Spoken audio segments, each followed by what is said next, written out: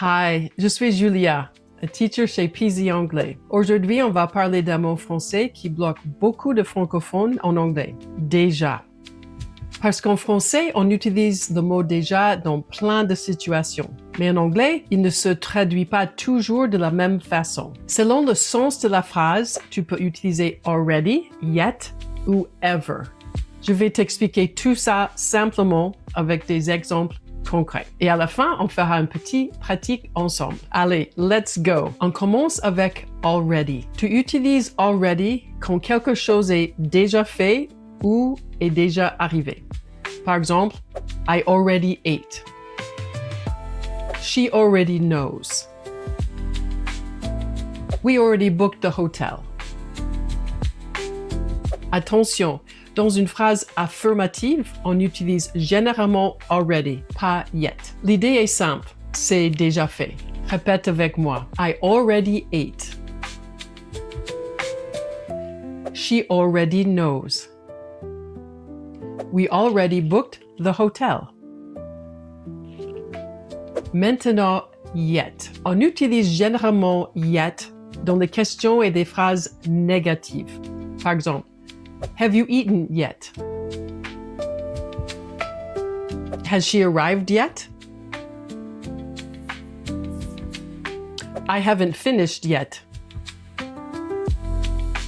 Attention, dans une phrase négative, not yet veut dire pas encore. Par exemple, not yet. Have you finished yet? Et si la réponse est no, tu peux dire not yet. Répète avec moi. Have you eaten yet? I haven't finished yet. Not yet. Et maintenant, ever. On utilise ever quand on parle d'une expérience dans la vie. C'est une idée de est-ce que tu as déjà fait ça ou au moins une fois? Par exemple, have you ever been to London? Have you ever tried sushi? Have you ever worked abroad?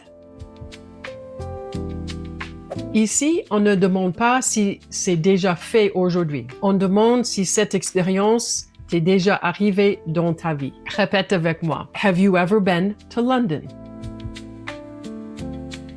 Have you ever tried sushi?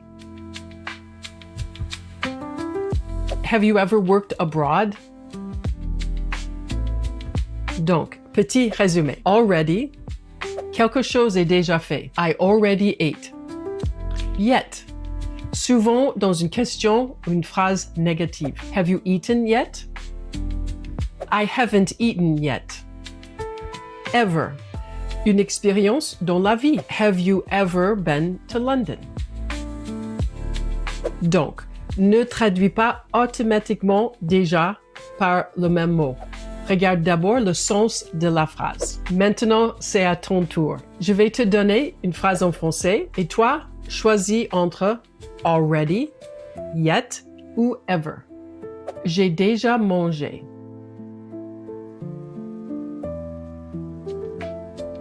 I already ate. Tu as déjà fini?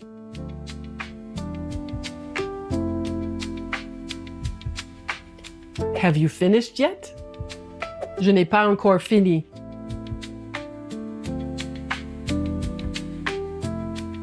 I haven't finished yet. Est-ce que tu es déjà allé aux États-Unis?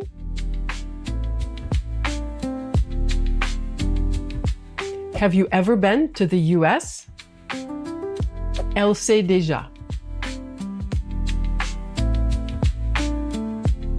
She already knows.